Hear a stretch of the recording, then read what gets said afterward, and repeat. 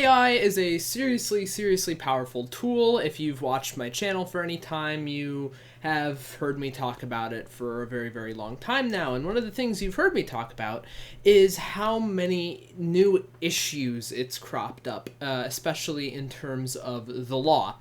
We were never really prepared for this technology to become as advanced as it is and as used as it is.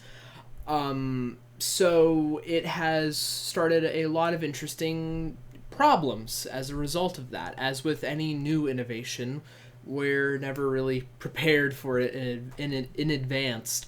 And I've talked about many a thing. I've talked about, copyright law, AI companies stealing content, AI piracy, stuff like that. This is a new one, though. AI videos of celebrities, some dead, doing things that they, aren't necessarily of their likeness. This is a very interesting new issue, and it's starting to gain some attention rather fast. So, my name is Elijah Soul, and we are going to be talking about it in today's video. Let's get right into it. Alright, so we're going to go ahead and look at an article by the New York Post. Insane AI videos of celebs everywhere. Should they embrace them or call their lawyer? Now, some of this is definitely a little bit more of a clickbaity article, but it does actually bring up some pretty decent points here that I do want to talk about. There have been many a video, namely generated with the new OpenAI Sora model, of a lot of interesting things. For example, Michael Jackson stealing somebody's chicken at a KFC store, Marilyn Monroe as a TSA agent, and Stephen Hawking doing dirt biking and WWE wrestling, which, as you would assume, the estates of these people wouldn't really want these people portrayed in such a manner. But here we are, and these people are portrayed in this way with new AI video capabilities. Now, look, I'm just going to be the one to say it.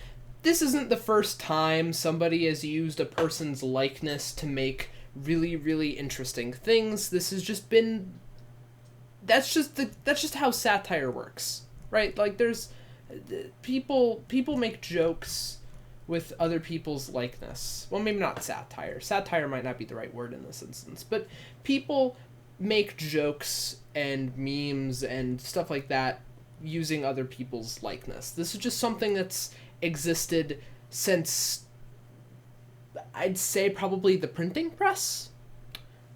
Or actually even earlier than that. It's just a thing. But the issue is now we live in an era where you can make obviously pretty fake, but kind of convincing videos of, Michael Jackson stealing somebody's chicken, or Mark Cuban wearing gold chains in a car and rapping. So, it's gotten really easy to make these memes and stuff like that, and the thing of it is obviously this is becoming a bit of a problem because, as you would assume, these people and these people's estates don't necessarily want to always be portrayed in this way. For example, there was a video of Mark Cuban, which is that one of the people from like Shark Tank, hitting a bong, which he does not smoke weed, but in that video it looks like he smoked weed, and it was, obviously he kind of took it as like this is kind of funny, but I don't smoke. Like, he wasn't like completely, he didn't completely he didn't get super angry at it, but obviously, not everybody is going to exactly like videos of them being made doing things they don't do, like, hitting a bong, or converting to Islam, being pregnant, putting on makeup, and modeling dresses, apparently all in the same video. Which, by the way, wow, that is an interesting double whammy. Basically, a lot of celebrities nowadays are just being, are having their likenesses used for AI videos. And, you know, this isn't even just with popular celebrities, it's also with politicians, and it's a pretty big deal. Now, the thing is,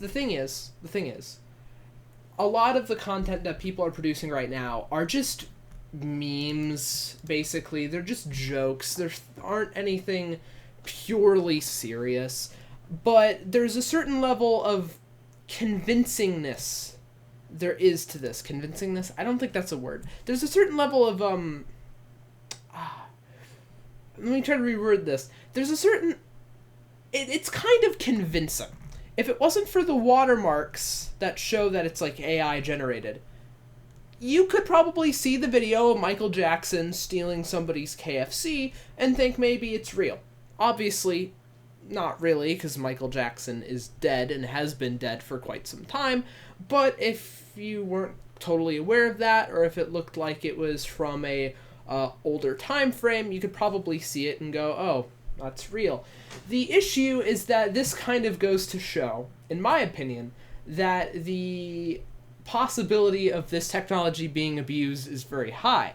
Because, for example, I mean, this has happened to somebody who was, like, you know, like, still alive and still around. You know, you saw, like, there was a video of Mark Cuban hitting a bong. That's not necessarily the worst thing ever. If, like, you know, if somebody thought that was real, I mean, yeah, it might stir up some people. Some people have differing opinions on weed, which I'm not going to get into. But regardless, it's not like the worst thing that could ever come out. But what if it was something completely different? What if it was him saying some choice things about certain kinds of people? Or what if it was him doing something like flat out illegal? Or, you know, something like that. You kind of have to ask these questions. Well, if you can make convincing videos of Michael Jackson stealing somebody's chicken, then what else can you make? There's also been a lot of videos of OpenAI CEO Sam Altman in these AI-generated videos. For example, there was a kind of a humorous video of Sam Altman stealing graphics cards from like a store or something and getting caught by security, which is kind of funny. But it kind of goes to show that this technology is getting more and more powerful, and we kind of aren't ready for it yet. Now, there is something about this technology and about AI-generated videos that I do think needs to be kept in mind, is that all of these are watermarked. Usually with both a visible watermark that shows the logo of like the the AI platform, and then a hidden watermark that you can use with scanning tools that determines more detailed information about what model was used to generate it and when it was generated. So, you know, there's some protections here, but we all know at one point or another there will come a time where somebody figures out how to get rid of that watermark, or somebody figures out a way of getting it to generate stuff without a watermark and tries to use it for more nefarious purposes. If you can just take anybody's likeness and anybody's image and make them kind of do almost anything you want and it can look kind of convincing, that's quite a problem. Because you could totally have a scenario where you have some really popular or powerful figure saying things that they wouldn't ever say. And then people could take that as truth because it looks convincing. There's a certain threshold that I think we're starting to cross. We're at the start of it now where we're just using it for humorous purposes. Again, see Michael Jackson stealing the chicken and Mark Cuban hitting a bong, which, by the way, I never thought I would say those... I never thought I'd say that sentence ever in my life, but here we are. We're at the first part of the threshold. We're going to call this the Mark Cuban and... weed-smoking Mark... We'll call this the weed-smoking Mark Cuban and Michael Jackson chicken stealer part of the threshold, right? We're at this side of this, like, bell curve. We're going to eventually reach a point...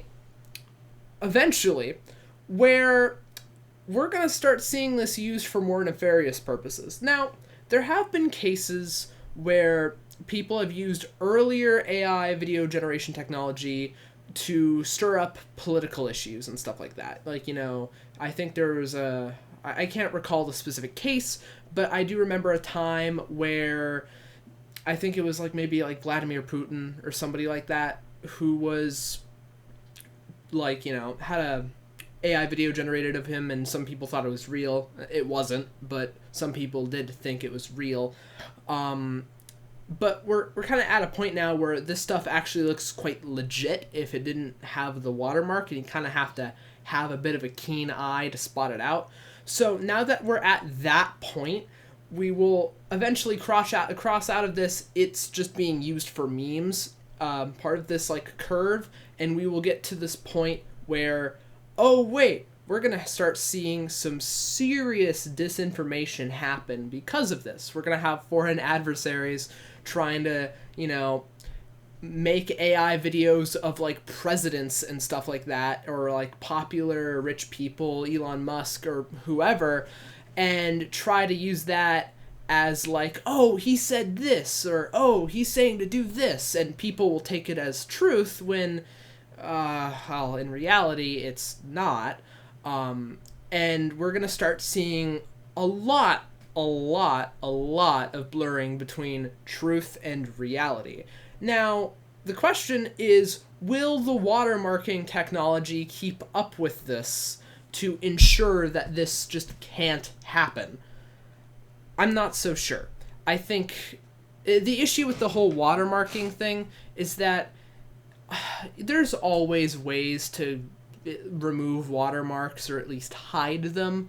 And even then, let's say you had somebody inside OpenAI, somebody who's like, maybe working for some foreign government, or maybe even our government, who's has the permission to set it up so that the model doesn't generate something with a watermark, and it looks, as far as you could tell, real. That could totally happen. That is a scenario that could very well happen. And the issue is that the AI companies are going to need to try really, really hard with security protocols to prevent this and ensure that watermarking is really, really hard to get rid of. Now, here's my take on it. I think if any person is dedicated enough to get something done, then they will get it done. If somebody wants a AI video generated with, like, let's say Sora, OpenAI Sora, without a watermark, and they had enough capital and enough time to get it done, they could probably get it done. The fact that this technology exists in general is just a risk. Now, there's ways to mitigate the risk, but the risk is never going to be exactly zero. There's always going to be a bit of risk, and we're going to have to live with that now. We've effectively opened up Pandora's box the second we started really getting into this AI stuff. There's a lot of new issues that we're now going to have to face, and we're now going to have to understand and learn to deal with. That's just the way it is. We are going to start seeing monumental amounts of AI-generated content infiltrate our social media feeds. We're already starting to see it now. We're going to see so much stuff happen in such a short amount of time, and there really is no way of stopping it. We just have to learn how to deal with it. We have to learn how to adapt. That's just the way it is. There's always an implied risk to basically everything we as a society do. When we came up with computers in the first place and we started putting it in charge of very important things, there was implied risk with that. There's implied risk of web browsing. You could get a virus and have your credit card information stolen. There's a risk to everything, and AI is no different. And there's no real way of getting that risk down to zero. There's always going to be just a little bit of risk. And in this case, the risk is, well, it could mean some seriously big things, because now we can basically make videos of anybody doing anything for pretty cheap. That's a serious power to have. Now, we'll obviously in time adapt and find ways of, dealing with this because, well, I think it's safe to say this is going to cause problems. Somebody's going to use this at least once for something nefarious. It will happen. There's no way around it. That's just the way it is. But eventually we'll find ways to deal with it. But I guess what I'm trying to say is strap in, the next 5 years are going to probably be quite interesting. That is about it for today's video. Let me know what you guys think about this in the comments down below. Like, comment, subscribe. Take care, you guys. And remember, as always, to stay safe out there.